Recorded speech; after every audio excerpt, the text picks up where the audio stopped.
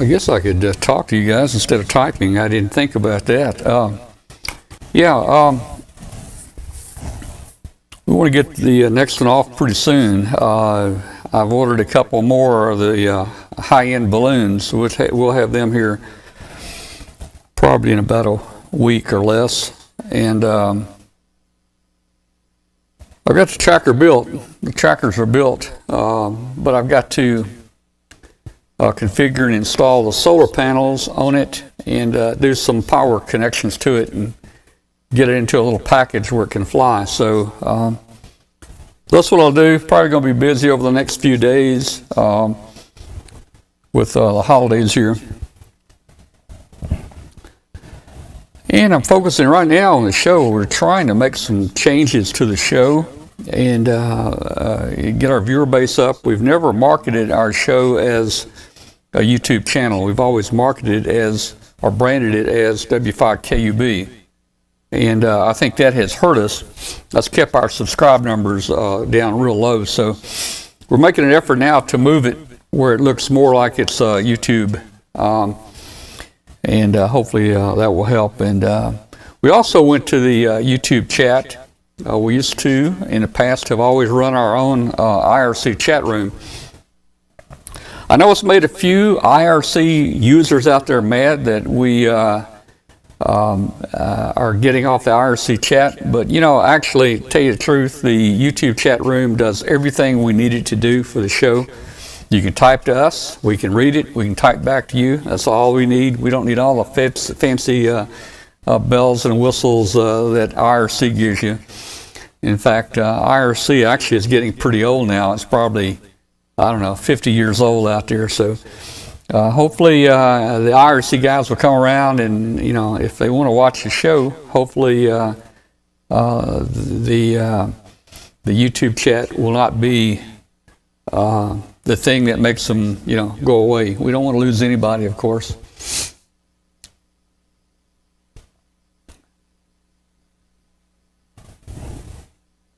So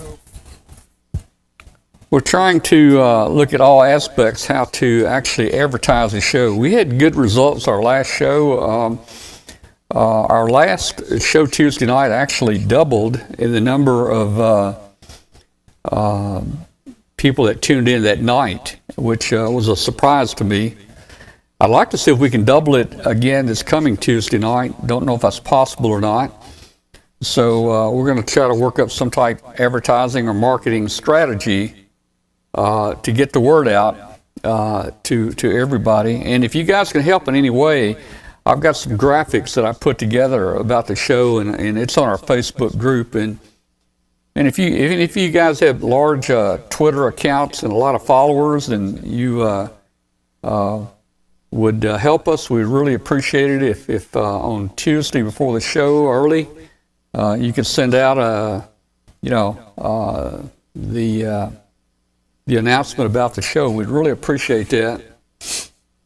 Yeah, Hamot, I don't know, man. Mixed feelings. Hamot was in. Hamot took about 3 years to develop, and he kept getting better and better and better. And actually, Hamot did the work of about 2 or 3 people. He did a lot of stuff behind the scenes, from the prize database to knowing if you were international or domestic or where to ship it to. He did the timer. He picked the random names. You couldn't argue with Hamot. Hamot did a lot, and we're going to miss him. But we will find a way to still give prizes out. And I'm going to start giving some prizes out on the weekly show, since we have not been having any Hamfest this year. I'm going to try to start giving some prizes out on the show. So somehow we'll pick a random name, and we'll see if you're there, and let's set a time, and we'll just see what happens here.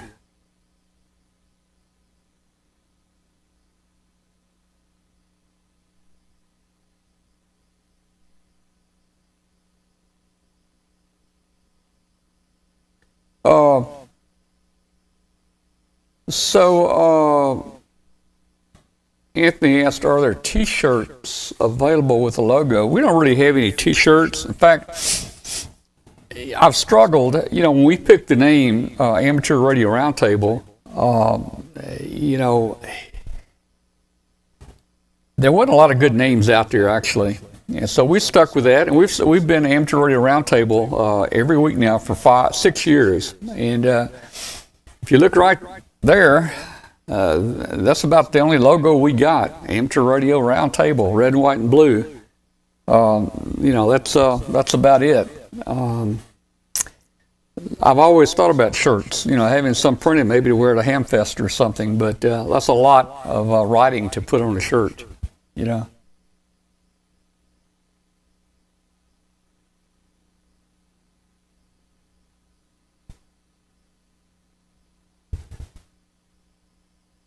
Mary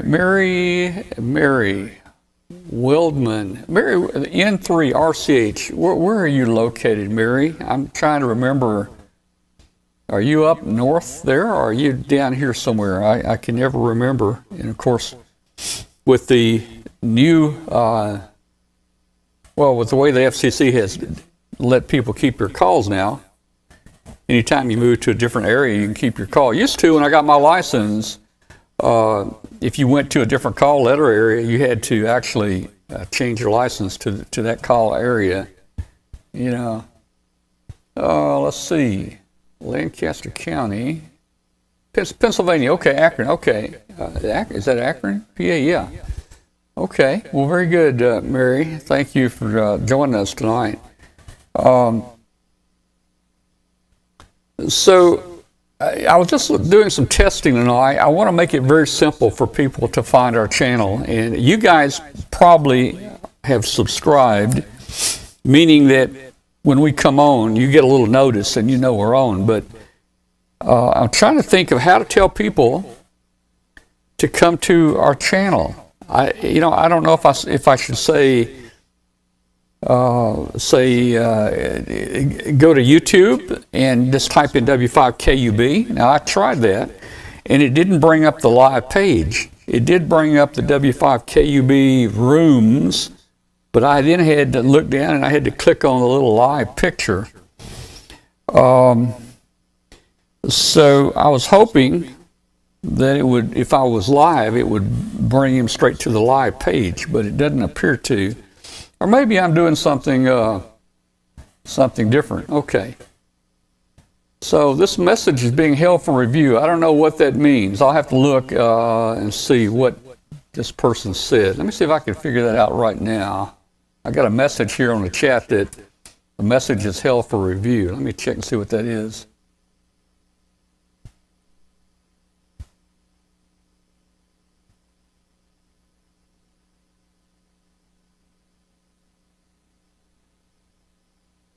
Okay. Well,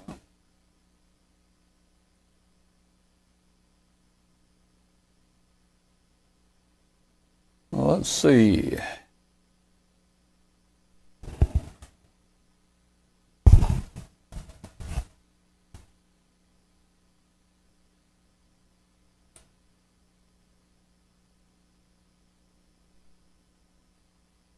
Well, I completely lost it. I'm trying to work through the chat room here. I got a message that the message was hidden, and I needed to approve it. I didn't think I set that in my chat room preferences, but I couldn't figure out how to go back and see what the message was, and I don't see it there now. Let's see.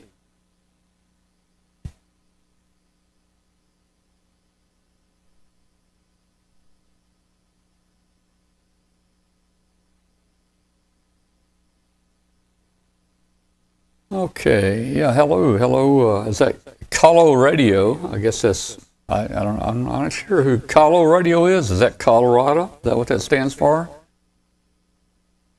Let's see.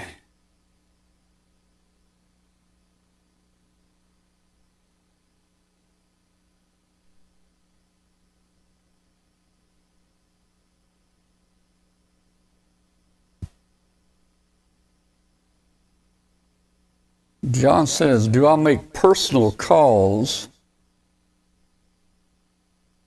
or is that a club? John, W5KUB is just my personal ham call. We're not a club.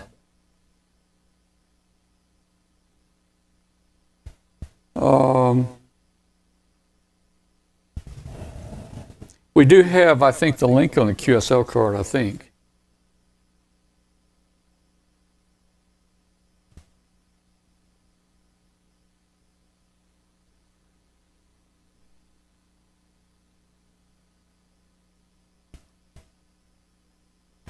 We used to, for the show, we did used to have a mailing service. We used, I forget what it was, Chimp Mail or something. It was a paid service. And they would send out the show announcement every week and to thousands and thousands of people. It didn't seem to do really well, but and it did cost us some money. We finally quit that. We might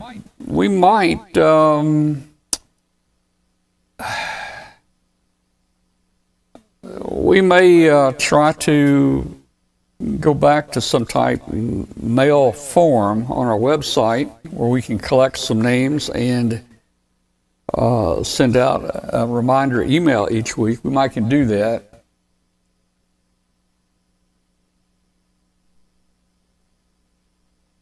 Okay. John says we can't see that. I'm not sure. I'd suggest putting a link in your QSL cards. We can't see that. Yeah.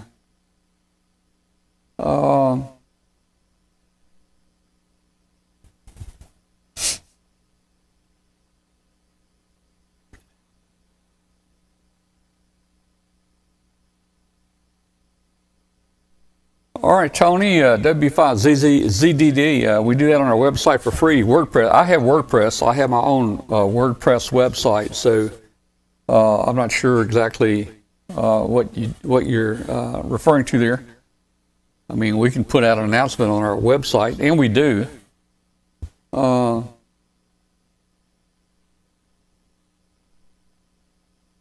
Yeah. Well, there's some cost to putting on a show. We have the cost of course, our website, and we have WordPress hosting. I also pay a security company. To provide security on our website, and I can look at the logs, and I can guarantee you every 30 seconds our website is being hit by China and Iran and the Philippines and places like that. I mean, there are thousands. Every minute our IP address is being hit, and I can look at what they're trying to log in. They're trying to log in as admin.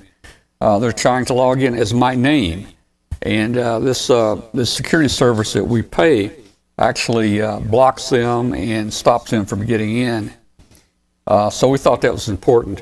Also, we've got an audio blog. We pay monthly for an audio podcast that we put on. We've got our show is on a podcast on nearly every single podcast, like iTunes and iNet Radio, Google Play, iTunes, all those things.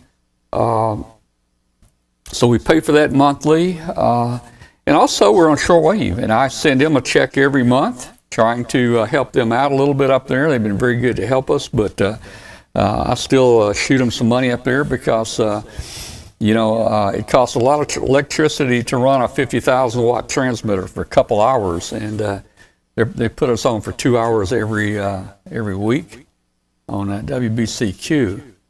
And let's see, there was something else. The music playlist. We may stop playing the music before the show. But we're paying for a BMI license. We're actually paying to have the legal right to play music on our website, and we pay each month for that. And that money, we file that quarterly to BMI in Nashville for them to pay the artist. So, yeah, there's a lot of different expenses in here. I looked at something today. The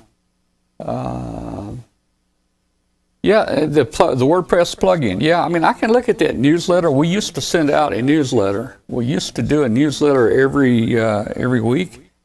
And it wasn't a WordPress. It was just a newsletter, and we sent out by the MailChimp. But we might look into that again. That it might be worth going back and trying again, Tony. So I forgot what I was going to say. I was going to mention something else, but we're just. Oh, I know what I was going to mention. I'm even looking into. I was looking into simulcasting our show on having our Facebook Live, on our show on Facebook Live, our show on YouTube Live, and maybe even our show on Twitch Live, all at the same time. I mean, we can do that, and there's the software out there, and it costs a little money. But I can actually tie all three chat rooms together, where if someone in Facebook said, "Hello, Tom," the people on YouTube would see it in the chat room. You could actually tie all the chat rooms together. I've been looking at that. I'm not sure it's worth it. It may be a lot of trouble. Now, one thing I try to do before the show, and what I did tonight, I just made a very short video saying, "Hi, I'm Tom. This is Amateur Radio Roundtable. We're live now. Go to YouTube to watch us." And I usually run that on Facebook Live during the show. And that way, if anybody sees it on Facebook, maybe it'll remind them, and they'll go over to YouTube. We've got over 11,000 members in our Facebook group now. So we're looking at that. The service, Tony, I'm talking about the way I was talking about setting it up, where I have Facebook, Twitch. I can go up to 30 sites. I can go up to 30 different sites like Facebook, Twitch, YouTube, anywhere else. And it doesn't require additional bandwidth. It does not. I send one stream out, and the company then distributes that stream to those locations. So it's not any additional bandwidth on my part here. Hello, Todd. Merry Christmas to you. Let's see. In regard to a message you were talking about last night, I don't remember what the message was, John. Don't remember. So my plan right now is to just run a little short video during the show on Facebook that tells all of our Facebook members Amateur Radio Roundtable is now live, and go to YouTube, W5KUB. And that's where I was coming from a few minutes ago. If I tell them that, and they type in YouTube and search for W5KUB, it just brings up a listing of me. It doesn't really bring up the video page. I know if you type in youtube.com/W5KUB/live, it will actually bring up the video page. And that's kind of where I was hoping to kind of land them or make it obvious. So we're wanting to make it very easy for people, for sure. So Tuesday, I figured Tuesday is the best day to try to advertise our show. And let's see. Yeah, and we've got a link in our Facebook group, to our show I think we do, and we'll be sure to put that in here again. And particularly when we run that live, when we run that live little video that says go to W5KB on YouTube, maybe there's some place we can put a URL there. Yeah, I'll look into that and see.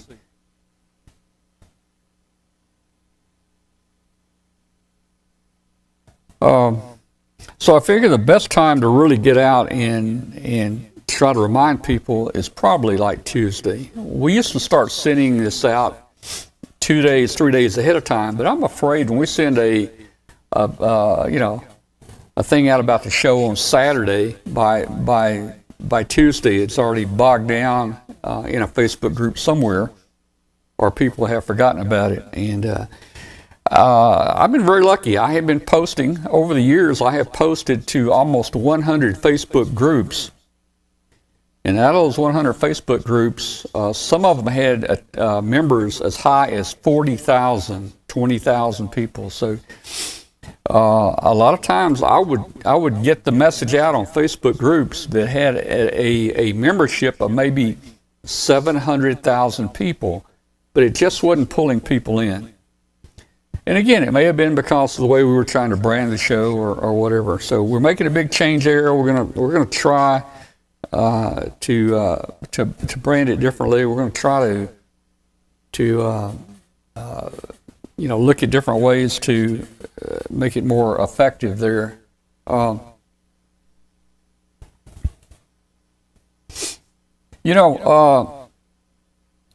We do have a 40-meter net that I call before the show every week. For the 40-meter net's on 7180, and I think that brings in a few people, maybe one or two people a night. But there's a lot of people that listen to that net that don't check in the net, and I've noticed that when I call a net, we may have 30 check-ins, but when I call a net, I'll check QRZ, and my lookups may go up to 100 during that net. So I know there are people out there looking me up to see who we are. And we usually discuss a little bit, about the show, what's coming on. I got to be careful. I don't want to make it look like, we're using ham radio to advertise. And we try not to do that for sure. But we do have a net for all of our viewers. And we have a DMR talk group, 31963 is a talk group on DMR that's been assigned for our show to use. And we just have not used it. I bet no one has talked on that channel in 2 years.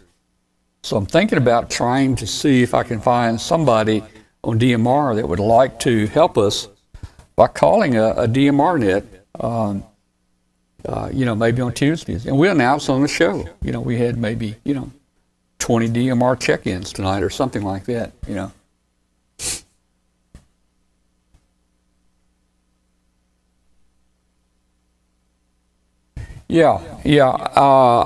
know the link directly to the show. It's just a matter of publishing the link. Again, the link to the direct link to the show would be YouTube/W5KB/live, and that takes you straight to the video page with the chat on the side.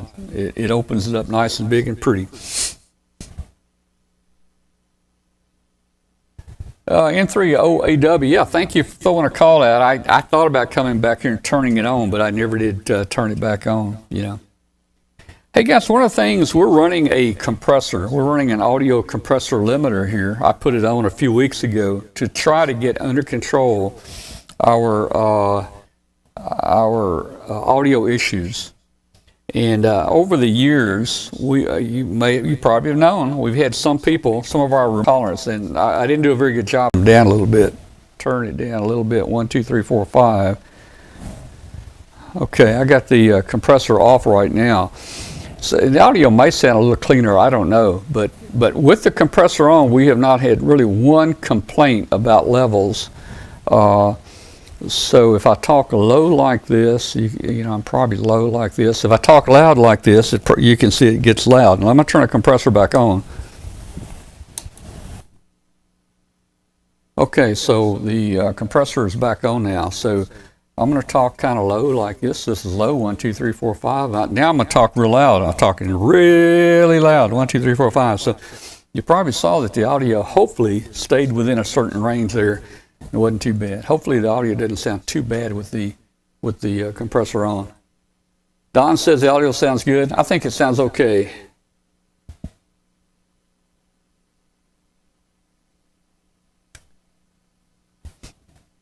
N3 OAW DMR requiring hotspot hams using passwords for hotspots now. Yeah, I don't know where you get the password, or I'm not much about that. Don't know. There is an echo with the compressor on. it may be some feedback just here in the ham shack. Especially if I turn this speaker on. If I turn the speaker on here, you're going to hear some echo for sure. 1, 2, 3, 4, 5. Let me turn that one off. That should take that away. Hope the echo's not that bad, Bill. I haven't noticed it.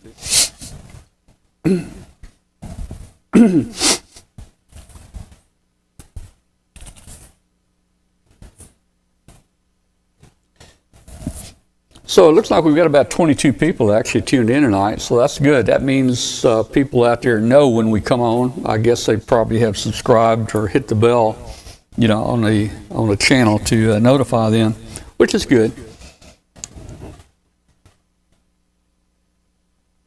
Hello, Ray. K5UZZ. Ray down in Mississippi. I think you're down in Mississippi, Ray, if I'm not mistaken, man. Good to see you on here, man. We haven't talked in a while, but I do know who you are.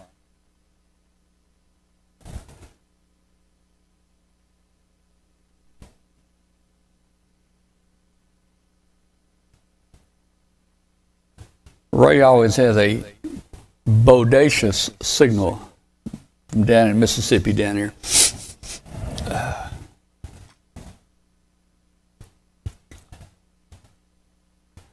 And we're trying to, this is a one-man operation to operate all the stuff here for the website, but I'm trying to make the video a little bit more pleasing. For instance, I'm trying to put some backgrounds behind.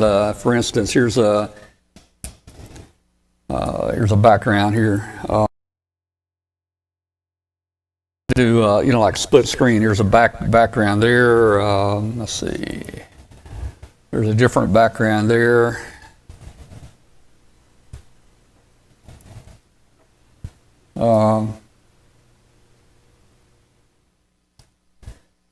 So, trying to make it look a little better for sure, make it look a little bit more professional out there. Hey, this coming week we got Riley Hollingsworth coming on with us. Riley is a member of our team, but he is so busy he has not been on very much with us lately. Riley Hollingsworth is, some of you may not know him, but Riley was the special counsel to the FCC enforcement for many years. And he was the one that enforced all the bad guys out there on ham radio. And Riley still has connections with the FCC. He's retired from them.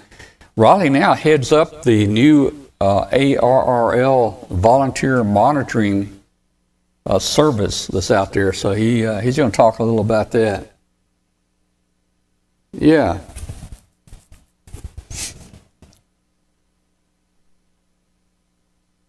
Okay, all right, well, I'm putting stuff together now. N3OEW and Mary, I'm putting you guys together now up in Pennsylvania. I know who you are now. I think I've talked to you guys on DMR. In fact, I know I have. We played with DMR one time there. I couldn't remember where you were there. Yeah.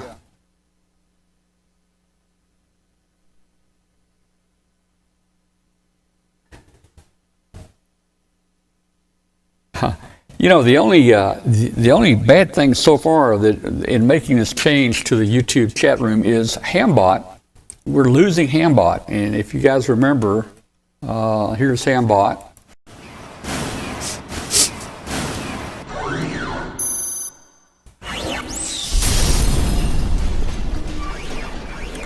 If you guys remember Hamot, he used to do all the work for us, giving out prizes, but he will not work with the chat room, with the YouTube chat room now. So we will have to do something different. Hey, there's Rich. Rich up there in Wisconsin, I think. Rich up there at the Academy. Hey, Rich, how you doing, man? Good to see you in there. Yeah, we're all going to miss Hamot. We'll keep him around, but he's just not going to be able to do a lot of work for us. Man, I can't believe it's Christmas Day. Christmas Day is a little different here this year for everybody, I guess, in the world than it was last year.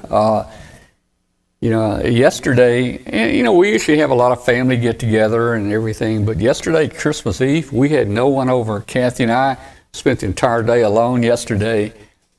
today we did have some family over, and we had our traditional presents and dinner and all that tonight. So it's just a little different here this year. Hopefully next year will be a little bit better.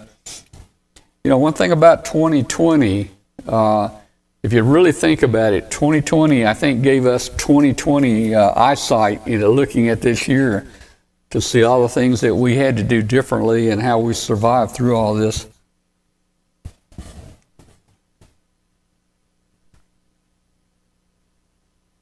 I need to focus. I thought Ray was talking about I need to focus my mind on something, but Ray, are you saying the video is not focused? Is that what you're saying?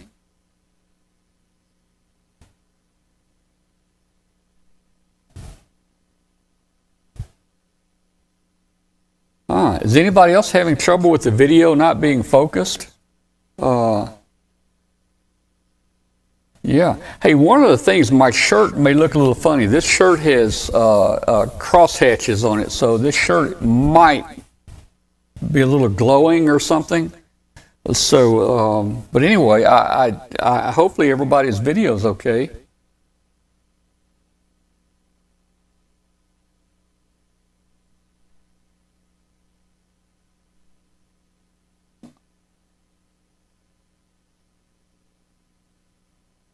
Oh, okay. All right. You'll have Tony will have what Ray's. Yeah. Okay. Maybe maybe it's a little Christmas spirit causing it. Maybe it's a little Christmas spirit there causing us not to be too focused there. I don't know, man. Yeah. Hello, Bill Holloway, man. You know the thing about this YouTube. Now I'm seeing people's names in the IRC chat that we used to run. I would see call letters. Here I'm seeing names. Now, I understand there's a way that you can change your name here, and it's pretty simple and it doesn't cause any problems. I'll try to find somebody that can write out the steps, just one or two steps. I think somehow you have to go up to your Google account. If you click up there on your browser, you know, the little circle up there, your picture in it. I think if you click on that, you can create an additional account and you can name it like W5KUB, and then you could use that account to watch a show, and that would be your name in the chat room. So I think it's going to be real easy for people to change it. We just have to learn a procedure to do it. Okay, I got another message held for review. Let me see. Hang on.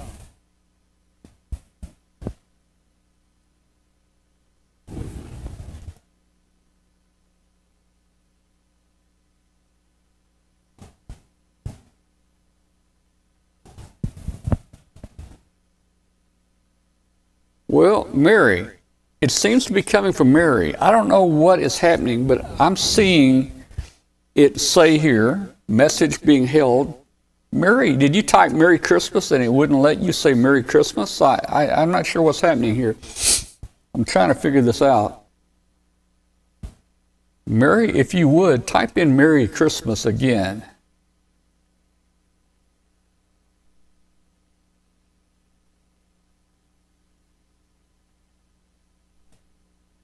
Okay, let's see. All right, Mark Pupo, Mark, you spelled Mary wrong. You spelled Mary wrong. Okay. It's working here. It's working. It's not being held. Occasionally, did you guys see that in a chat room where it said message was being held? I think you did.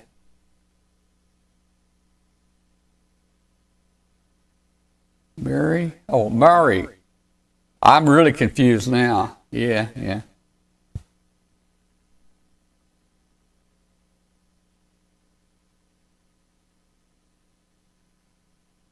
Okay, well, interesting.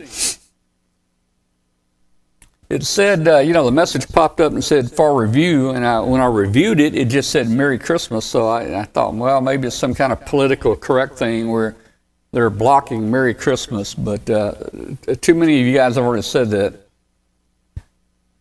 Echo when I talk louder. I'll have to look into this. No one else has said that. I'll have to check. I bet you that's causing the echo. I bet you have echo now. 1, 2, 3, 4, 5. Testing. 1, 2. I bet you have echo. And it was right about there. And if I talk loud, I bet you have echo. But I bet now you don't have echo. The echo went away, didn't it? Test 1, 2. 1, 2. Echo. Gone, I bet you.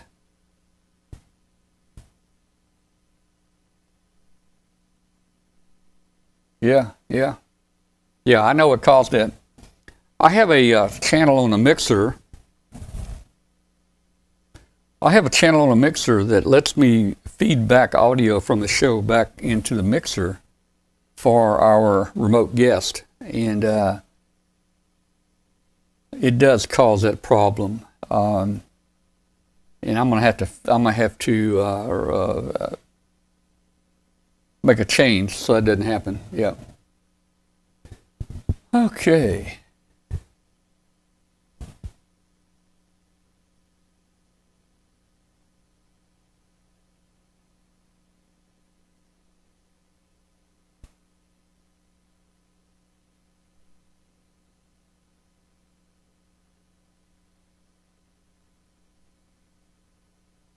Well, I have, Tony, I don't understand all the mix minus and all that stuff, but I am on a different channel. I'm on the FX channel for the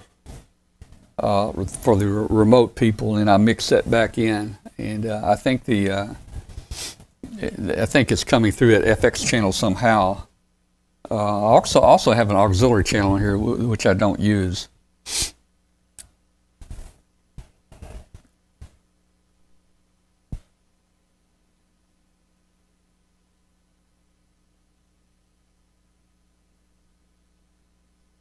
Yeah, I need to get you up here, Tony, as our voice engineer, and you sit in here during the show, and you make all this stuff work right. Yeah, I know what it's called. I'm just not very familiar with it. Where's the balloon? The balloon is down. The balloon went down in China, and we lost it.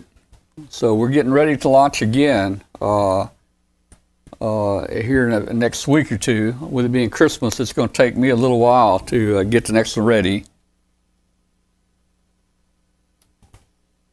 I've got the transmitter ready. I just got to put solar cells on it and get it ready, and I want to test it a little while, and we'll get it launched. And I've ordered a couple more of the big balloons. Well, you know, if we want to make it, we got to use the big balloons. We can't go with the little stuff. So we've got a couple more of those on order, and you know, we've done quite a bit of balloon launching this year. I bet we've done 10 or 15 flights this year. Most of them have been with the big balloon, and that big balloon cost about $170 each, and we can easily put $300 minimum into a launch. So, you know, we probably have put maybe $3,000 in launches this year, but that's been with the help of you guys out there on the show. Many of you have clicked the donate button and gave us a donation, and it's helped us buy the balloons. So we couldn't have done it without you there.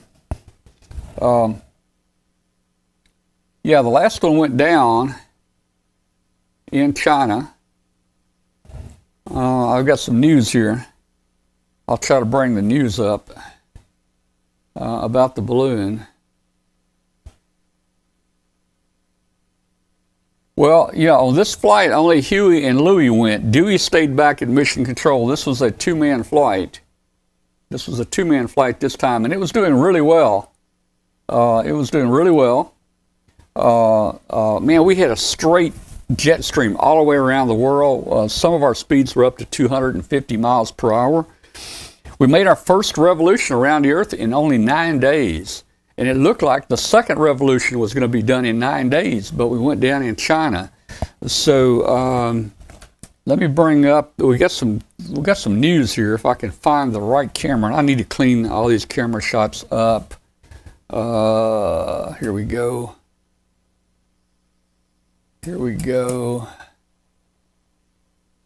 So So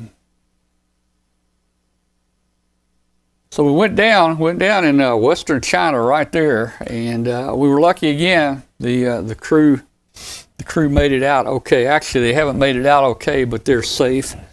The crew has been rescued and they're safe, and we're trying to figure out the best way to smuggle them out now and get them back home for their next flight.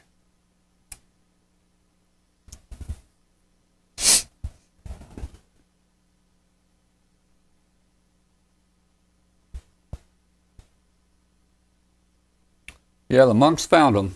Yep. You know, Louis, see if I can find it here.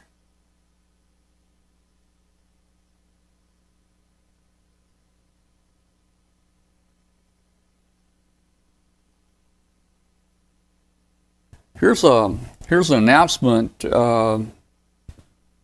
Here's one of the announcements of our show this week.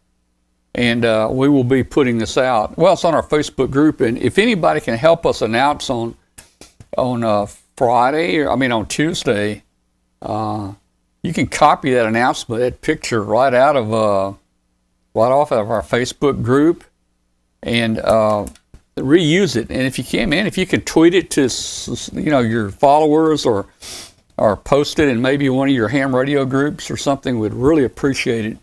So that'll be the announcement for the show this week. Let's see. Let me get down here. There's Huey, Dewey, and Louie before launch right there. That was made right at the launch a couple weeks ago. We thought we were going to have trouble. We thought we were going to have some trouble getting Huey and Dewey out of China. Louie had already made arrangements to meet with SEAL Team 6. And there's Louis there meeting with SEAL Team 6. And let's see. I had another picture of him. Let me go up here and see if I can find him again.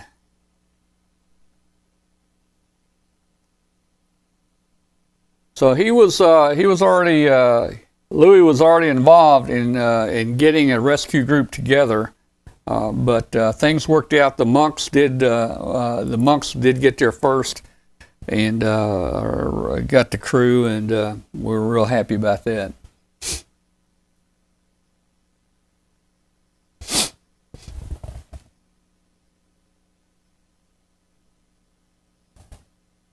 I think the print announcement being blurry is because I blew it up so large to put it on the show here. If you pull it from our Facebook group, it's not that bad.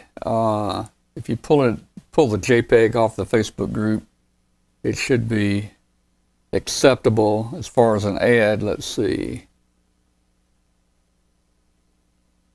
Yeah, there it is. That's I think that's a little better. Right there.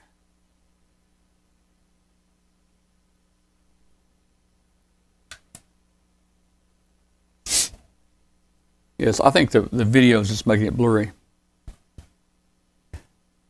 Oh, well, okay.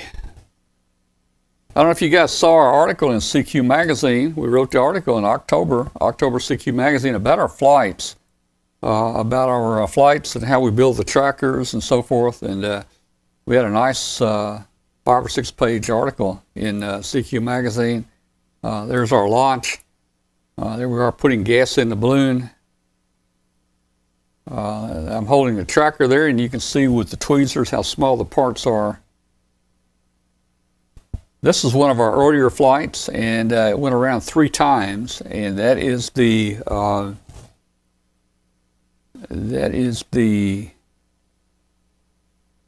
Ham Club in, I forget where they were, Romania or somewhere, that actually recovered one of our balloons. That's one of our balloons they recovered overseas for us here.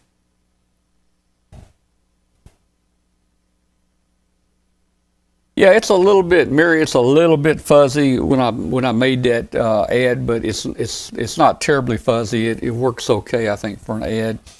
We'll try to make it a little bit better. How are they tracked? We're tracked with Whisper. We're tracked with Whisper, and we're tracked to our website. If you go to w5kub.com, John, it will tell you how we track it. There'll be pictures, videos, diagrams, and we have tracking links. And for each balloon we've launched, they're all on that page. If you go to W5KUB and click on balloon in the menu, you'll see our balloon page. And we have a modified Whisper. If anybody knows Whisper, you know it only sends a 4-digit grid square. And that grid square puts you in about a 200-mile square box. But we modified the Whisper protocol where we send 2 different transmissions. The second transmission sends more detailed data, and when you put those 2 transmissions together, it puts our position down to a 2-mile square box, 2 miles square. And it also gives us things like altitude and speed and things like that. So we get that, and then we send that information from the Whisper database. We send that over to APRS, so you can see it on APRS with all the detail. Yeah, Don, I've got a video, and on one of our shows, we did an extensive show on testing LiPo batteries for our balloons at low temperatures. And that video is on YouTube. If you pull it up right now on our channel, just put in W5KUB LiPo batteries, and you'll see the video.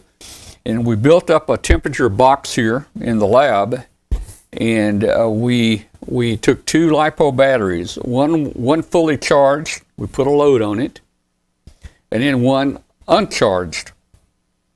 And we built a temperature box, and we brought the temperature down. We had probes in there to measure temperature and everything. We brought the temperature in the box down to a minus 40 Celsius. And when we got down to about a minus 20, the batteries just stopped working. In other words, the battery that was charged, it quit putting out current to our source, or it quit putting out current. And the battery that we were charging stopped taking a charge. And that all happens around minus 20 degrees. And that's pretty close to the specs that the batteries manufacturer gives you. So we fly anywhere from a minus 40 to a minus 60 degrees Celsius. That's about a minus 90 degrees Fahrenheit. And the batteries just do not work up there. If the balloon comes down below about 20,000 feet, the batteries will start working, but they will not work up at altitude. We looked at both. I'm still looking into that to see if we can. I've contacted many battery companies. And none of them have been able to help us as far as their engineers. Some of these LiPo batteries that do work down very low in temperature are only very large. They're like car battery size to go in your cars and vehicles up north or in Alaska or whatever. They really don't make those into a small battery. And the little LiPo batteries that I'm running here, and we did run one successfully, and it did work for a while. Especially when we were coming down one time, it worked below 20,000 feet. That little LiPo battery, this whole tracker here weighs 1.6 grams, and it draws about 40 milliamps all the time. The little LiPo battery I married to this was a 240 milliamp hour LiPo battery. It weighed about the same. It was less than 2 grams. And 40 into 240 goes 6 times. So that little LiPo battery down on Earth, that little bitty 1.5 ounce LiPo battery will actually run this transmitter for 6 hours. And of course, when we get into nighttime in the darkness, we don't have any transmission because it's dark, no solar voltage. But we just cannot make a battery work. There have been a lot of people have tried to make batteries work on these flights, and no one has been successful. I've contacted many different battery companies to see if they had anything. Nobody can really fall out of their battery specs, which tell us that about freezing, the batteries, won't take a charge anymore. Yeah. Well, if you use a wire for heat, you got to have a battery to heat that wire. You got to have something to heat that wire, and it's a never-ending catch-22, deal. I have found some nuclear batteries, nuclear fission batteries. There are some out there. They're expensive. I can get one about the size of this for $1,000. But it only puts out like 20 microamps, and we need 40 milliamps. So that's out. Plus, we couldn't fly a $1,000 battery everywhere. Let's see what else is going on here.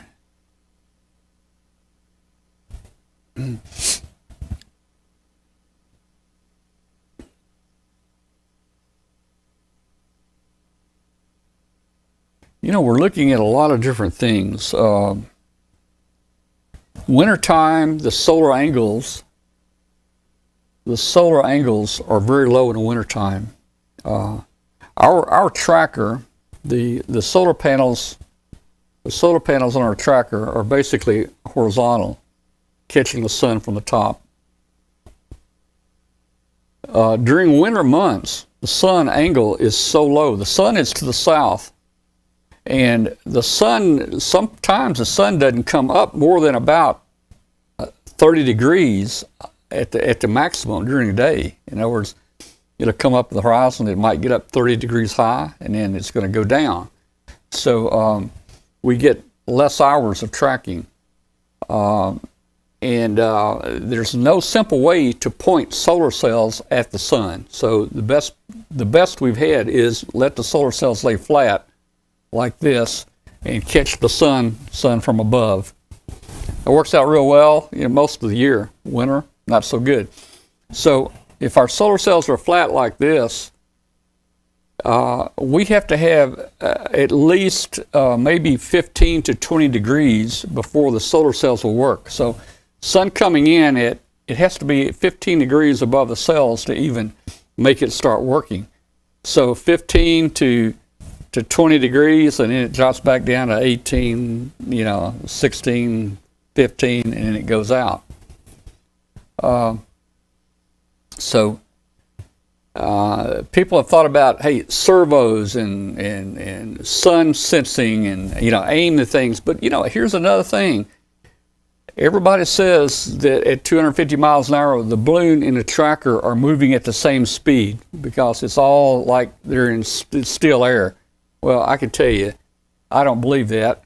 I believe that in the most part, everything is moving 250 miles an hour, but I believe that this tracker, it might be doing a little bit of this, turning a little bit like this as it's going.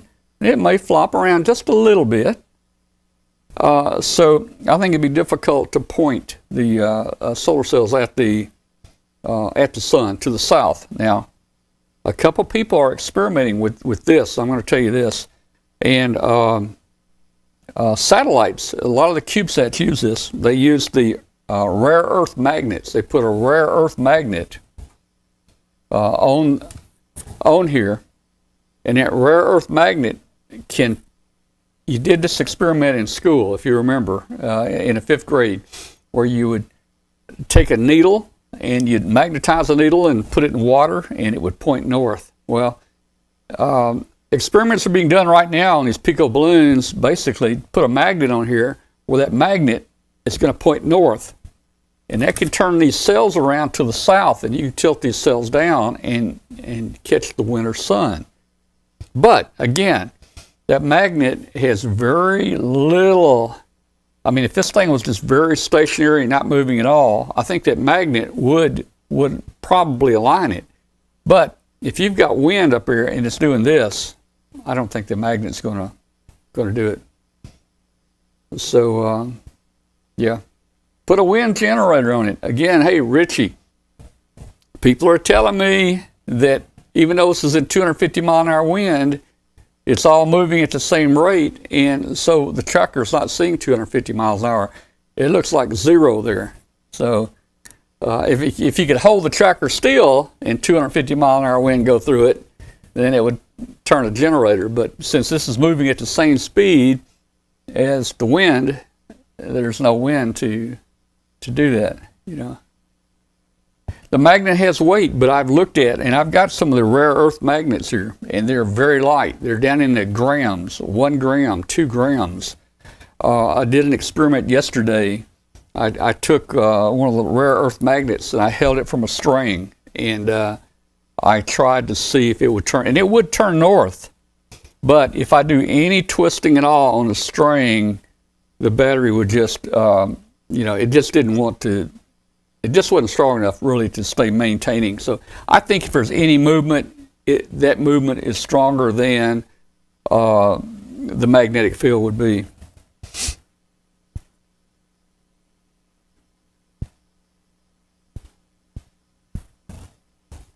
Mark Pupo here, he and I have been talking about, he told me the other day we need to harvest power. You know, with a long lead and out of the radio spectrum, you pick up signals and you rectify that. And, you know, Mark, I've looked into that, and there are actually some chips out there that are made for voltage harvesting. And they take those chips that go down into microvolts and voltage or buck converters and convert that voltage up, and somehow they're getting a little bit of voltage. But again, that adds weight, and there's just not a lot out there to steal.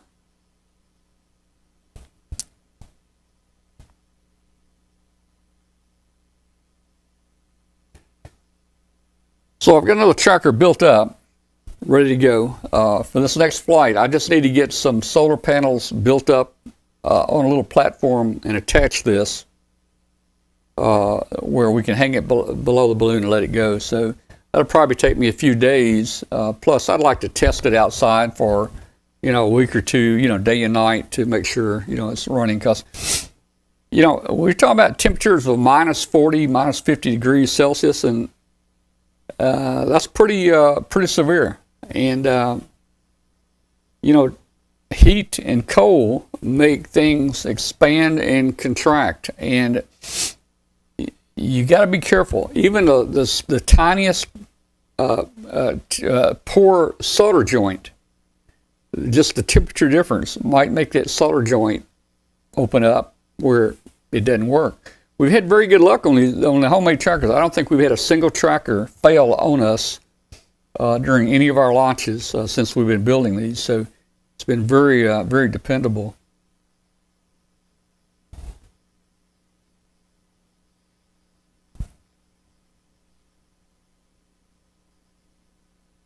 Again, the parts in this thing are so small.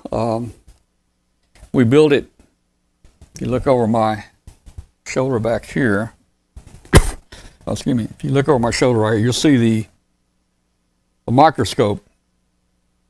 And these things are actually, the parts are so small, it's actually built under a microscope. And that's why you can get an entire tracker with GPS, with the Arduino CPU on it, with the transmitter on it, resonator, crystals, all the parts, the board, antenna. That's how you can get the whole thing to weigh like 1.6 grams. Now 1.6 grams is about 1/2 the weight of a U.S. penny. So it's just amazing. And this thing is not much bigger than a penny, to tell you the truth. You know, I think a penny would be more than half the size of that board. I've got that tape on the antenna.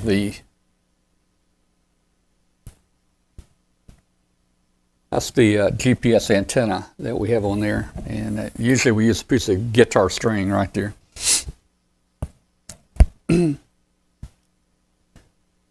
All right. Well,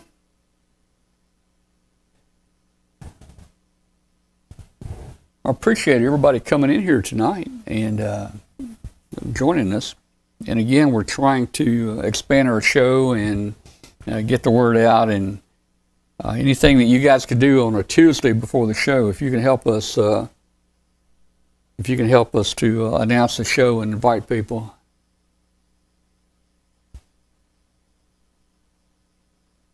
Yeah, Mark. Yeah, I've got the small magnets, but again, the magnetic fields are so small with those magnets that I think any twisting at all in the wind will overcome the strength of any of the magnetic fields, and I think it would take a very large magnet, to tell you the truth. They are doing it in satellites. A lot of CubeSats. I was able to look at some of the CubeSat construction pictures and discussions, and they are using the rare earth magnets in some CubeSats to help point them.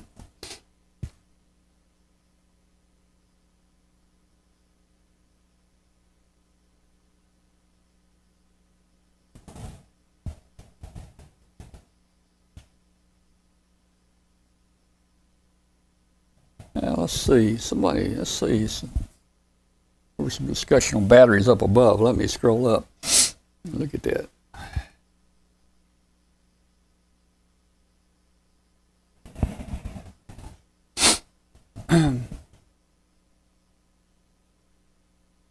Ray, you asked how Martin is. I guess Martin's okay. He's had some health issues, but Martin, founder of MFJ, I invited him back on the show last week, but his grandkids are with him, and he loves being with them. Plus, they're noisy, so he was unable to attend.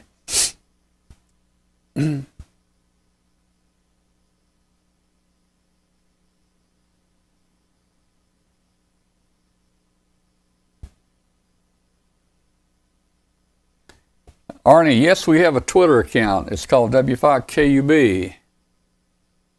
And we do send the tweets out. I try to send the tweets out on Twitter, and I try to send it to a lot of people that have large followings to get it out. And I did that last week for the show. So hopefully, I advertised it on a few Facebook groups. Maybe that pulled in, 10 people.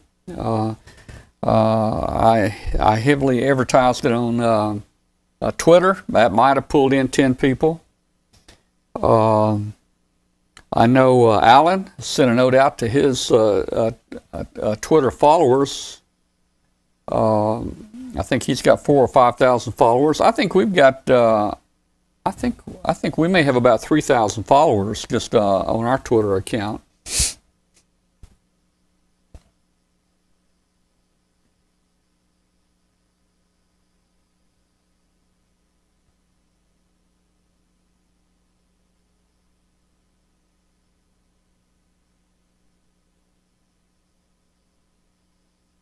Hello, William.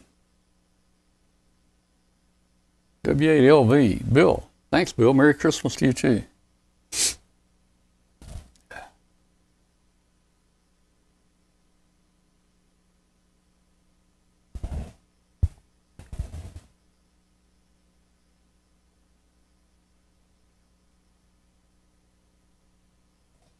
So I assume that everybody on here tonight got a notification that we were live, and I assume that when you went to YouTube, it took you directly to the video page. That's what I'd like to be able to tell people how to get to.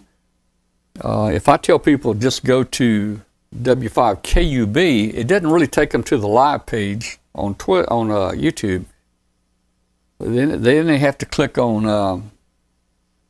I guess they have to see the videos and have to click on the live video to get it. I was hoping that it would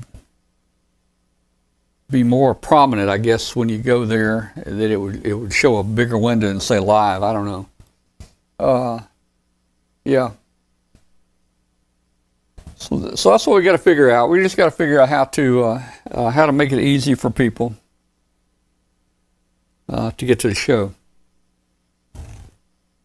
Again, I don't think the chat room is any problem at all to most people out there. I mean, you guys are chatting fine with me. I'm chatting with you. I'm seeing it. It looks okay.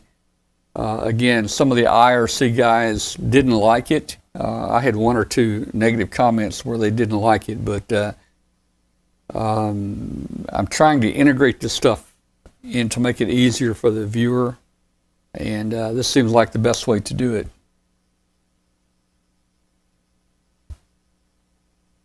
Yeah.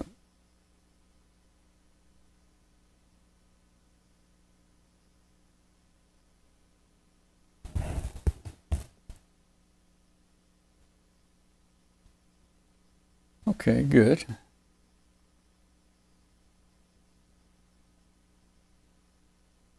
I think you see it sooner, the chat, sooner. Mark, you must be drinking eggnog. I don't know what you said, Mark.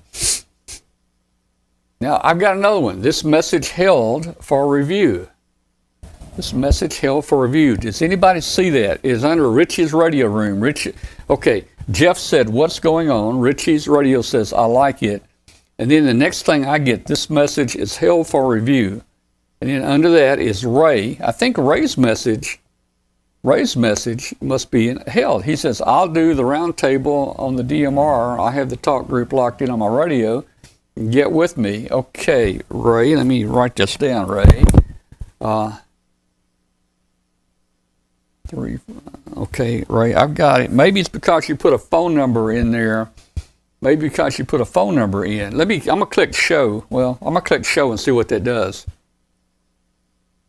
All right, I clicked show. Now, did you guys see Ray's note? Maybe that's what it is. Maybe it's because it might be sensitive to have a phone number or something in there. Okay. Okay. After I clicked show it, then you guys saw it. Okay. Okay. So that's what it is. There's a few sensitive things in there. Probably things like maybe phone numbers and things like that. And Ray, I assume you didn't mind because you had actually typed it in there. And we've got a small group on here tonight. All right, Mark Pupo, he typed in a number. But it didn't do anything with you, Mark. I don't know why. I don't know if that's a real number or not, but Mark, it didn't block your number. Maybe you had to put dashes between it. I don't know. I don't know. Let's see something here.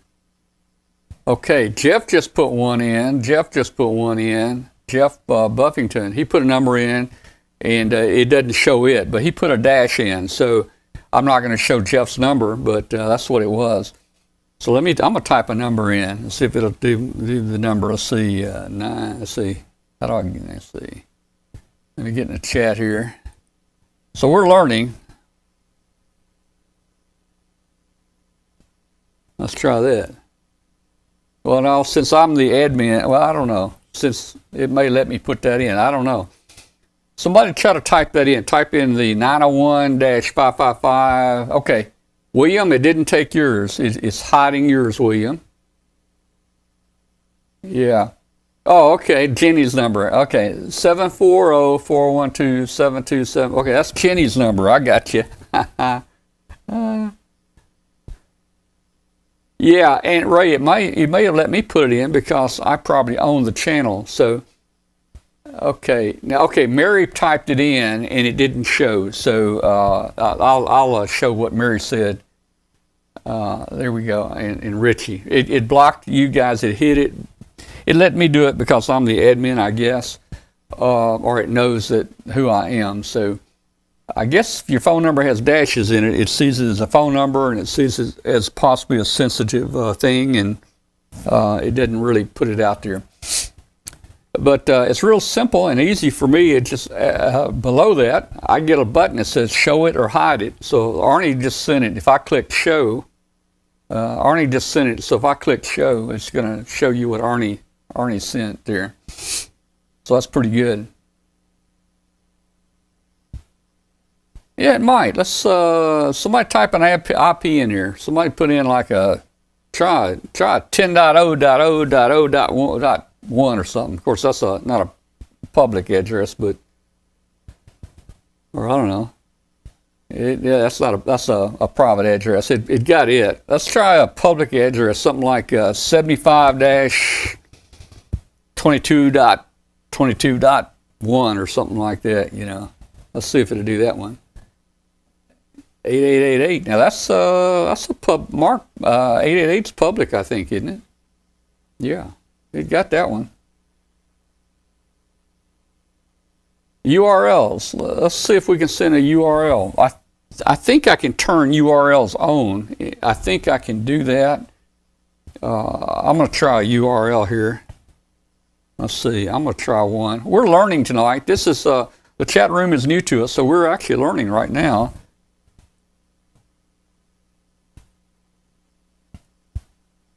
So I just sent that. I bet you if somebody tries to send that, it won't work.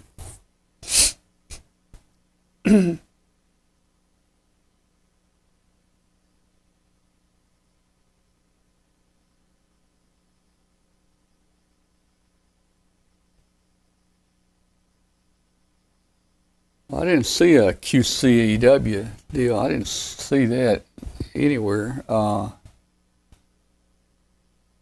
didn't see it blocked, so it must have sent it.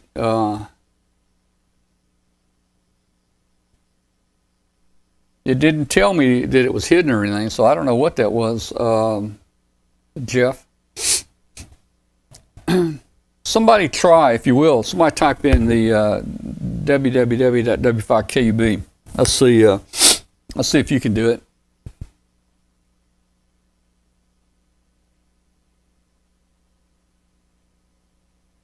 Okay.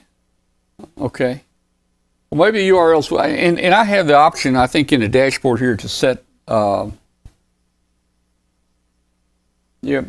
I have the option to set. I think turn on or off or hide URLs. I don't have a problem with URLs. I can understand why they might want to hide somebody's phone number.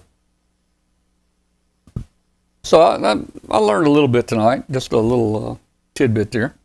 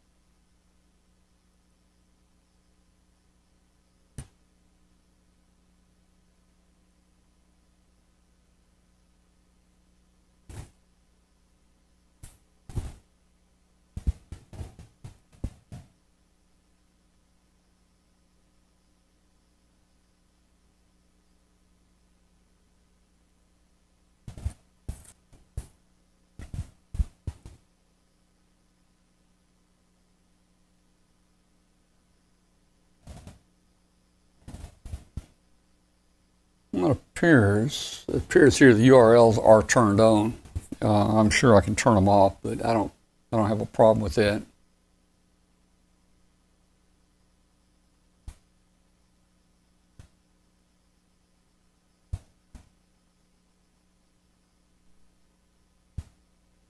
Well, guys, I eat so much food at lunch today. I was hurting. I skipped dinner tonight. I was hurting, man.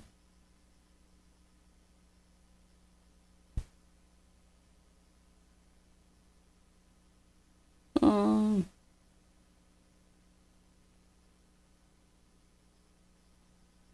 Richard, on your Social Security, that doesn't look like a real Social Security number. Let's see. Well, it does. Maybe with dashes, though. I don't know. It went through with the periods.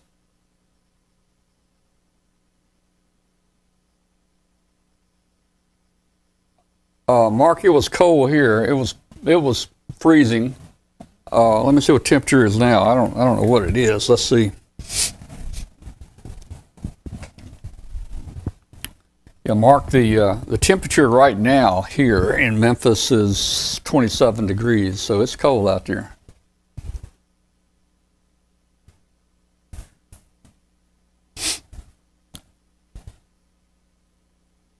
And I get a lot colder now. Man, I'm cold all the time, even in my house. Oh, gee, my hands are cold. I guess it's getting old. It makes your hands cold, man. I don't know, but well, I remember I went through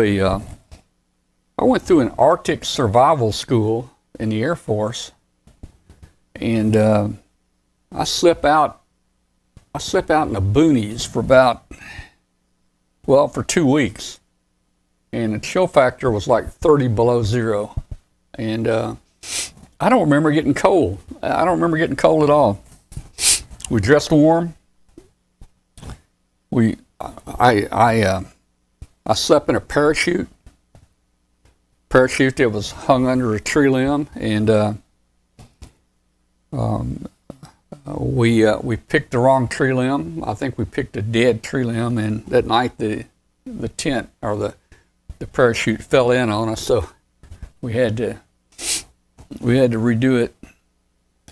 When we got out there, everything was covered with ice.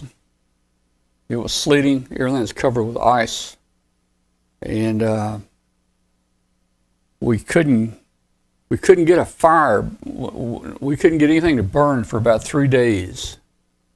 When we did get a fire going inside the parachute, you know, a parachute's got an opening at the top, and you put a stick in that opening to hold it open, and you pull that parachute up to a tree and make you a tent.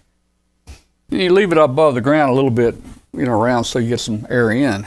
But we put a fire inside there, and boy, that thing filled up with smoke, and you couldn't see anything unless your face was about 10 inches off the ground. Oh man, that was the worst part of the survival school I can remember, as being in the smoke, man. Gee. But I don't even remember getting cold at all. I slept in a sleeping bag and in a parachute, and I think the last couple nights, I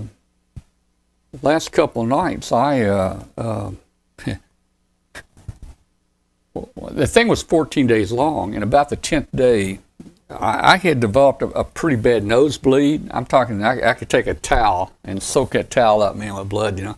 Anyway, I had developed a pretty bad nosebleed, so they took me to, I'm in the Air Force, and there was an Army base nearby. They took me to an Army doctor, and I'd been out there 10 days, and I'd been in foxholes and in dirt. I had been in CS riot gas. We had not shaved in 10 days. You know, pretty dirty. They took me into a doctor, and the doctor looked at me. He says, "What are they doing to you guys out there?" And I told him. He said, "Well," he said, "I can send you home, man." He said, I can write you a note and send you home." And I said, "No, I really don't want to go home. I've been here 10 days. If I go home, I'm gonna have to repeat this." So I stayed.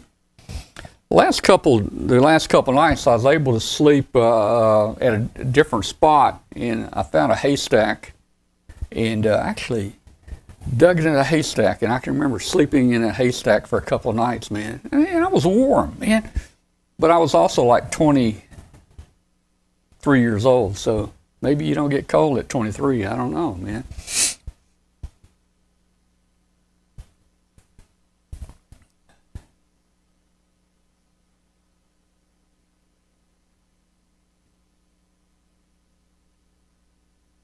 Well, Rich, it was fun. The survival part, it was fun, and I couldn't do it now, though, man. I'm cold right now, man. My hands are cold. Now, it's amazing what you can do when you're much younger. Gee.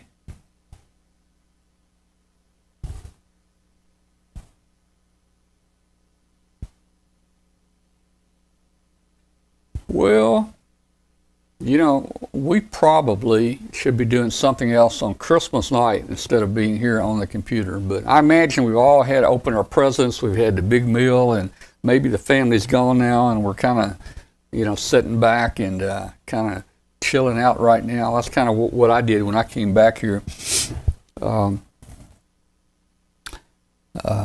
So again, I was back here just trying to figure out what we can do to make the show better.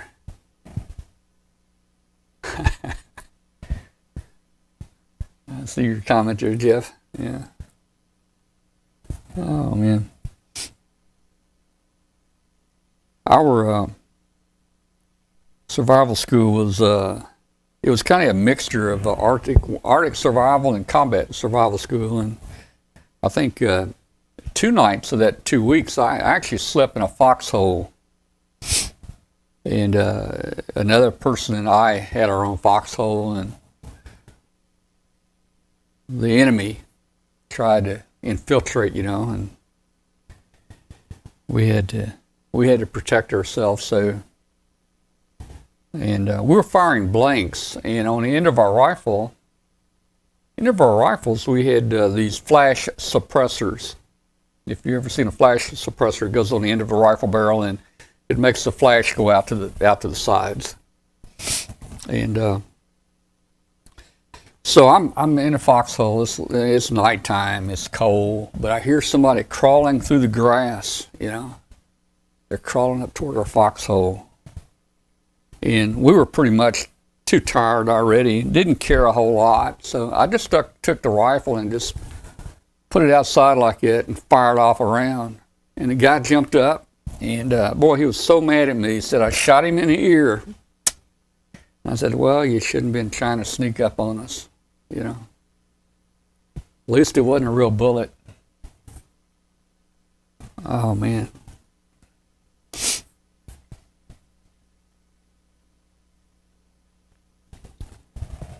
Yeah, we've been on about, I guess, an hour and a half, maybe. I don't know. Hard to say. I'm looking for my clock here.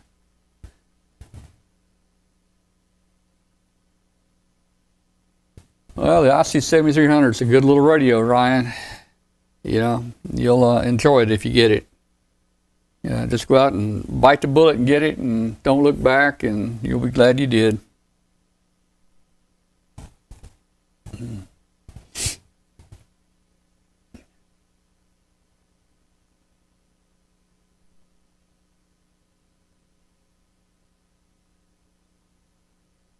I got me a 7300 a couple years ago. Actually, I think 3 years ago at the Huntsville Ham Fest, I put some tickets in the barrel, and I won the big prize, and it was a Yaesu 991. So my friend is Roger at R&L Electronics, and they were the ones that donated it. So I said, man, Richard, I said,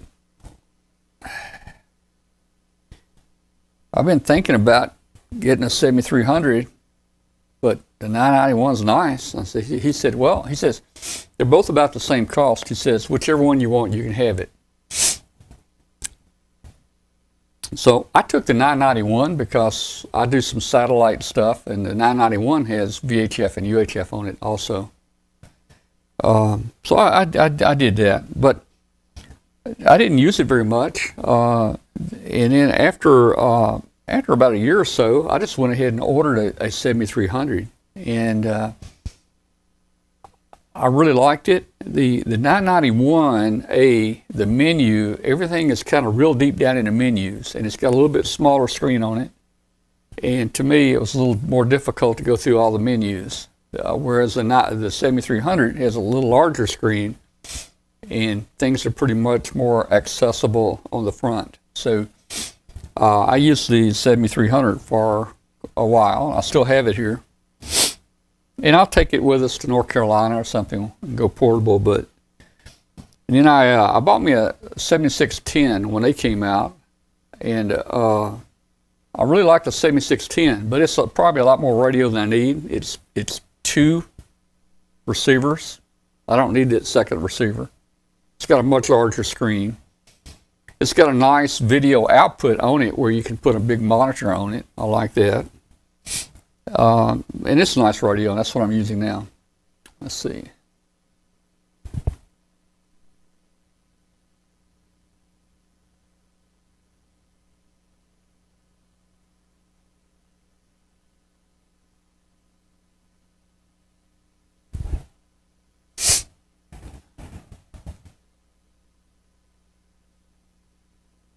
Well, and you can remote the 7300 very easily. I also help with the MFJ Rig Pi.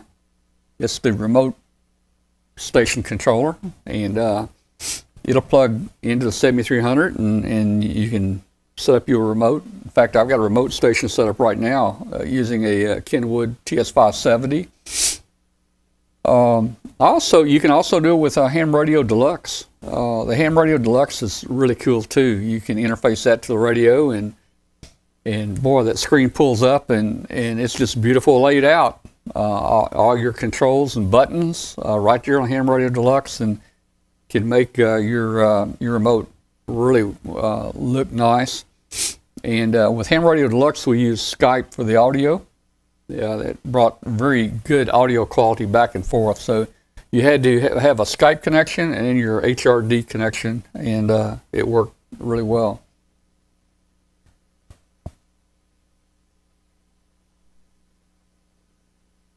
Hello, YVY out there. Thanks for coming by, man.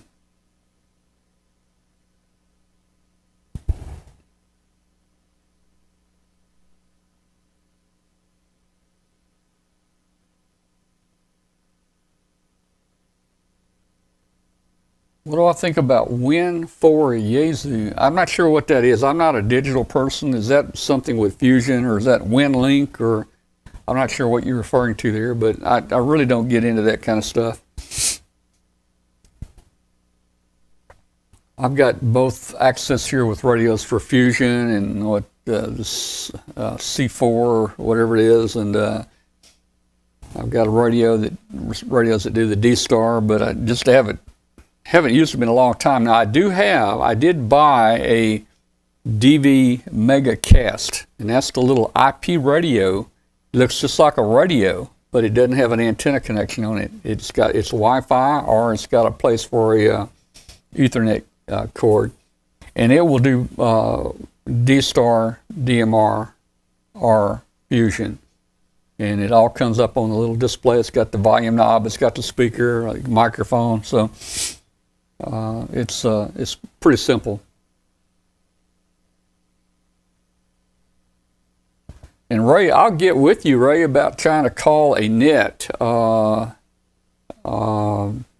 Maybe I can chat with you on Facebook chat. And what I would like to do is just get a D-Star net, maybe going on Tuesday. And we try to get some activity going on it. And I'd like for people just to start using our DMR talk group, and then maybe also if we have a net on Tuesday, we'll remind people about the show, and that would be cool. And I will do the 40 meter net.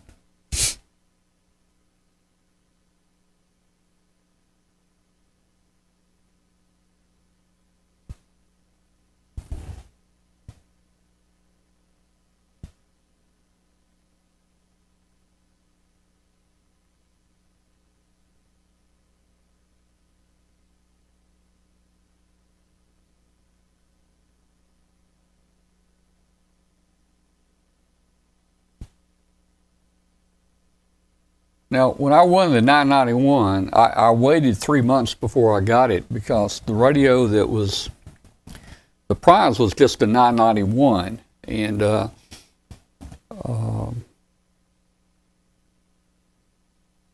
Arnell told me that the 991A was coming out. Now, the 991A was coming out in a couple months, and the spectrum scope was real time, meaning it would follow your signal real time. if you get a 991, the spectrum scope only takes a static picture. So I waited until the 991A came out, and then took delivery of the 991A.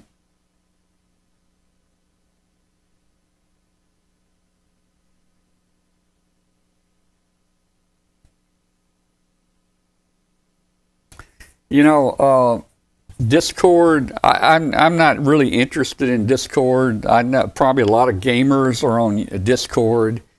You know, I tried to get on Discord one time to communicate with Josh and the people there.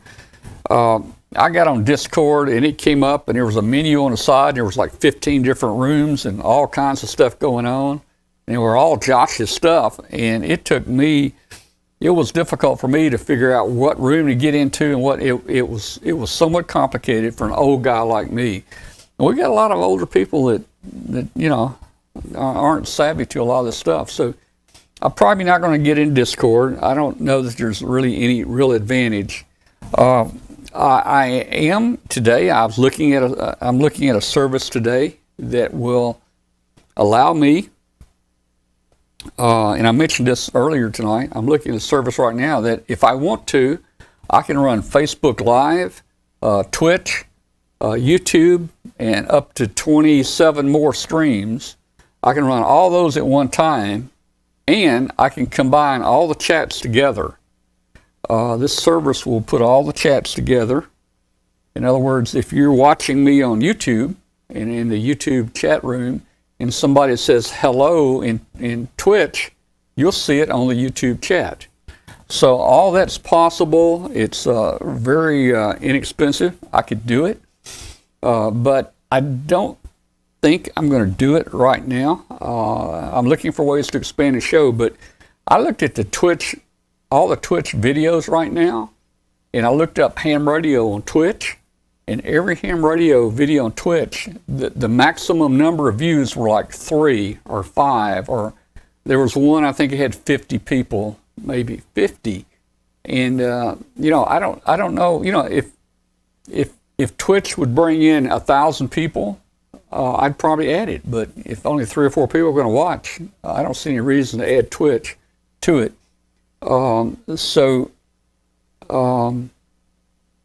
You know, I can bring in all the chat rooms together and combine them all into a single chat room where you can see what people in other rooms are doing, but not sure it's going to be helpful. We don't stream on Facebook Live, although I do occasionally put a video up. And tonight, before the live video here, I did make a short video. Basically just says, hi, I'm Tom, this is Empty Radio Roundtable, and we're live right now on YouTube. Go to W5KUB. We don't stream on Facebook. Go to W5KUB, and we usually will run that on Facebook. So out of our 11,000 members on Facebook, they'll see that video, and hopefully they will then know just to go over to YouTube. So I don't see any need to stream to different services right now. It would not be a bandwidth issue. The configuration I'm looking at, you provide one stream, and this company takes that stream and they send it to YouTube, Facebook, Twitch, and wherever else you want it. So it's not any increase in bandwidth for me, and they guarantee it. And but I'm just not sure it's going to help us right now.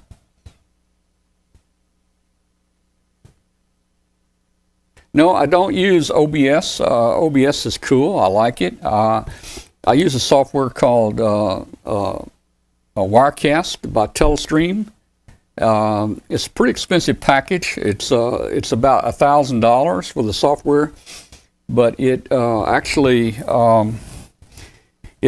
gives you very easy access to studio-like webcast. I'll try to show you here. Let's see. Let me give you a tour of what Wirecast looks like. Let's see if I can switch this camera on here. All I have to do is find this camera. And I've got so many cameras.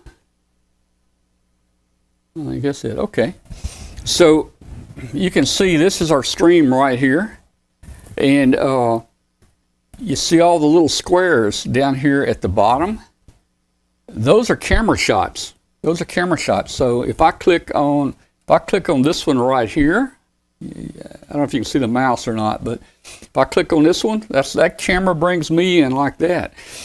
That's my workbench. If I click on the one next to it, that brings me into my ham shack. If I click on this one down here, I get a video.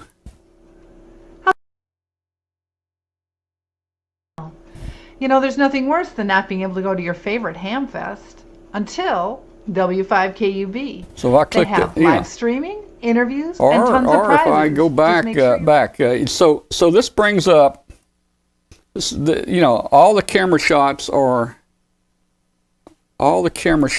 software selected. And then if I scroll up, if you notice there's more. Watch, I'm going to scroll this. You can see there's more. So these are all microphone inputs, all audio inputs and different things right here. So if I click on, I don't know, if I click on one of these as a music playlist, let me go on up. So this level here, here's one here, Zoom. Here's a little message I've got on Zoom. If I click this on, it puts I can put a message across the screen.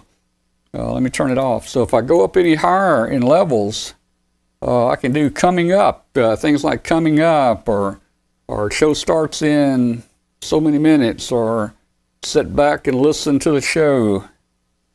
And then I can come up to another level, and these are called lower thirds. So lower thirds will actually tell you things like people's names and phone numbers and the show and stuff like that. So this is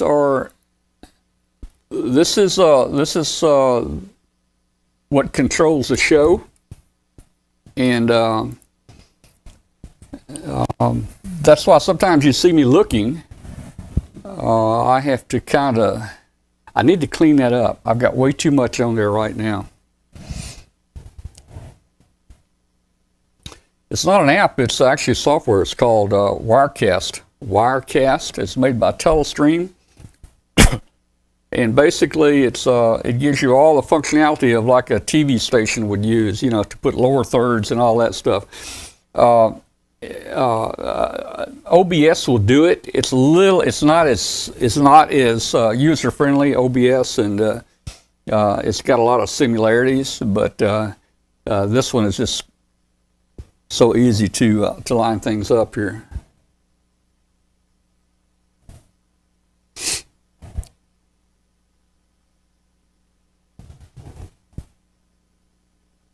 And I've used Wirecast before, even streaming from, when we drive to Dayton and places like that. I used to use Wirecast all the time, but I've started streaming with OBS in the truck when we go like to Dayton, because it's kind of the bare minimums, and plus your CPU runs much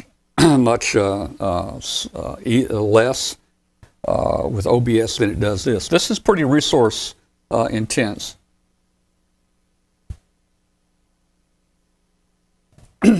Yeah, this has got some features where I can easily bring in remote people. I could bring in remote people on OBS, but I would have to bring them in on the same PC, and now you're talking about layers on your PC, so it becomes more difficult to do that. Yeah. Yep, it's called Wirecast.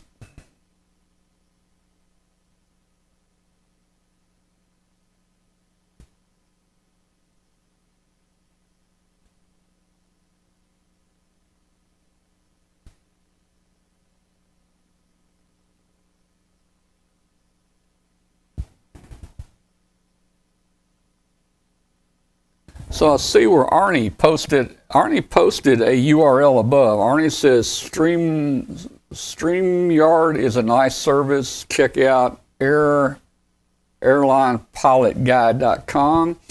And Arnie's post got blocked it did not show the URL. So a lot of URLs are not getting through. I'm going to click the button that says show, and I'll show you what Arnie said.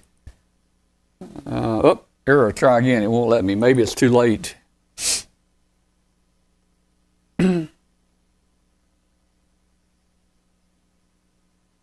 Yeah, Alan is a good addition to the show. He knows his stuff, man, and he's a very pleasant guy.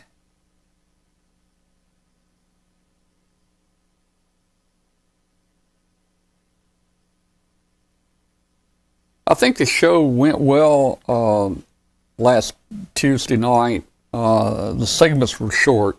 We had about 5 or 6 of us on, and the segments were short, about 10 minutes each. I think sometimes when we get into these 30-minute long segments, people start getting bored, and they start leaving. Just to give you a little bit more tour of how we're set up here, I'll show you. So this is kind of the studio. You can see what we got going here. So on this one, this PC over here, we can bring in various different websites, web pages, pictures, whatever you want to, PowerPoint, and it will actually, it's networked, and it will show up over here on Wirecast. And then on this laptop here, right now, we used to send our audio with it to the shortwave station using an internet program called Edcast. But right now, I'm just using this one right now to pull up the chat room and talk with you guys. And then, of course, we come across here, and we've got the webcast or the broadcast system right here. And you notice I've got a number of keyboards out here. And people say, well, just, use a KEMV switch or whatever, or a software switch. Well, it's not that easy. I need access to sometimes these boards almost simultaneously and very quickly. And it's much easier just to go to the right keyboard than it is to switch keyboards. And then over there, we've got, on this one, this is where our remote co-hosts come in. Our remote guest and co-host we bring them in on Zoom now. And that also transfers the video over to our Wirecast as a camera shot. And below that, we're running a Behringer Pro limiter compressor, which I think is doing a pretty good job on our audio. And below that, a 4-channel wireless UHF mic. And then we come over to our mixer. This is our mixer for our various inputs. Our co-hosts are on a different channel. They're on an FX channel instead of the main channel. And we mix them into the show. We're using, here's our camera, monitor on the wall, some studio lights, green screen behind. So this is kind of where we go with the show. Right here.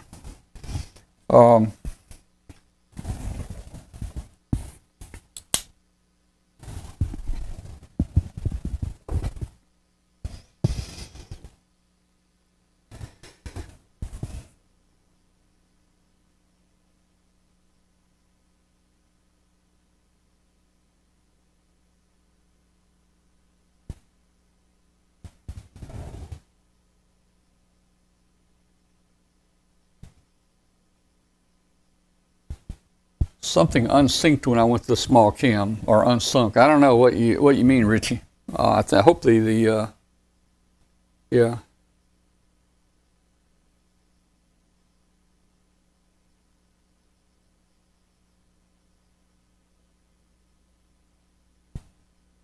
So we're using again, we're using the lapel mic right now. One of the wireless mics on our UHF receiver. And the reason it's not a really high cost wireless system, but it seems to do pretty good. And I like it because I don't have to be talking directly into it. You see my audio is about the same. I can go over here like this, and my audio is the same. I can turn my head this way, and the audio is the same. Now, let me show you, if I use this Hamot mic, this PR40 mic, I'll show you what happens with it. So I'm going to turn my wireless mic off, or down. All right, now I'm back. I'm on the Hamot mic right now, 1, 2, 3, 4, 5. Now, you might think that this mic sounds pretty good.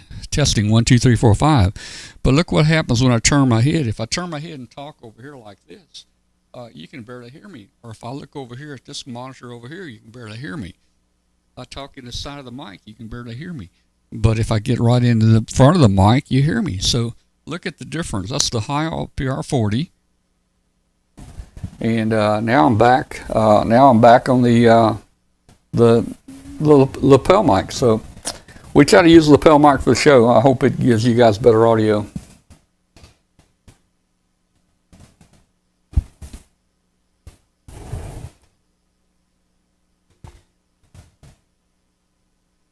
You know, I'm not sure how to correct that. I think if you hit refresh, you might get the audio and the video back in sync. Somebody maybe try that if you don't mind. Hit your refresh button and see if the audio and video will get back in sync on your thing here. I know I can, in Wirecast, I can put a delay. I can put a delay in the audio, but I've got it set for no delay.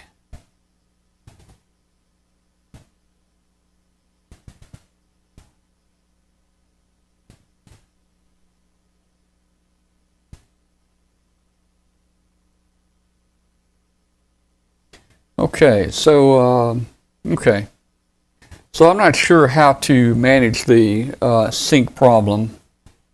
Bigger lag now. Can you? Well, I'm not sure. I'm not sure how to manage the sync problem. Maybe that's something that we can all think about.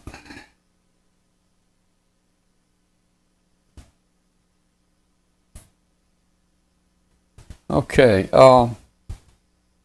you know, we don't typically wear a headset here. I have a speaker where I do hear the remote guest talking. I can hear myself a little bit, but it hadn't caused too many problems, and I prefer not to wear the headset. Some of the guests do wear a headset or the earbuds, and sometimes that helps.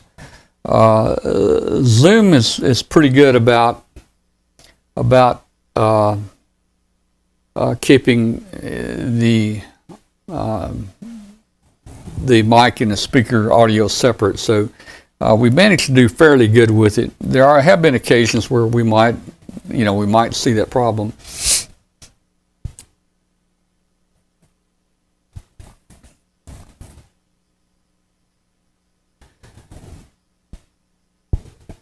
So let's see if we can make the audio look like out of sync. Hello, can anybody hear me?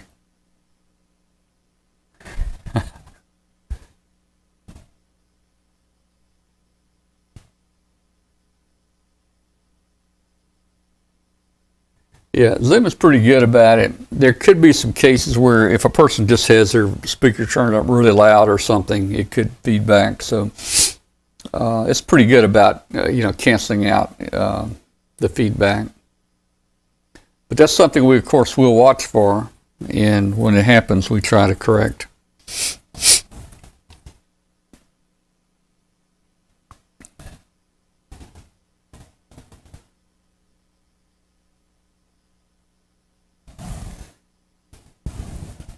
Well, guys, it's getting kind of late tonight. I didn't realize I was going to be on and talking to you guys so long.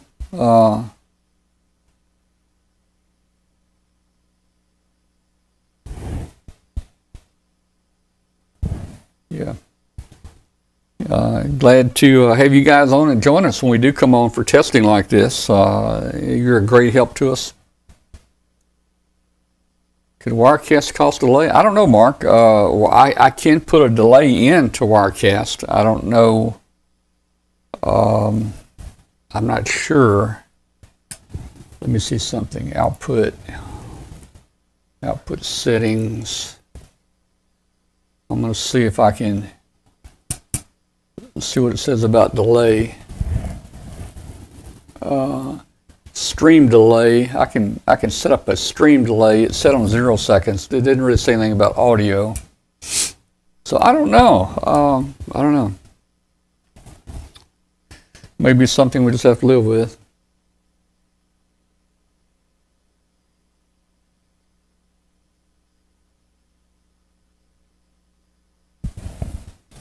All right, guys. Well, I'm gonna get off here. We'll probably do a little bit more testing tomorrow. What is tomorrow? Tomorrow's Saturday. Yeah, I guess today's Saturday, but I don't know what day of the week it is. Maybe it's Friday. Somebody tell me when it is. Well, if I got in a car wreck and somebody asked me right now, do you know what day it is? I'd probably mess up. I don't even know what day it is. Friday or Saturday, I'm really mixed up, especially being locked in the house all the time with this COVID stuff and being retired. And about the only thing I know is Tuesday nights is a show, and when I finish a show on Tuesday night, I feel like that's Friday night. I feel like then I've got Saturday and Sunday, the weekend, the next day, you know. That's Friday, okay. I kind of thought it might be.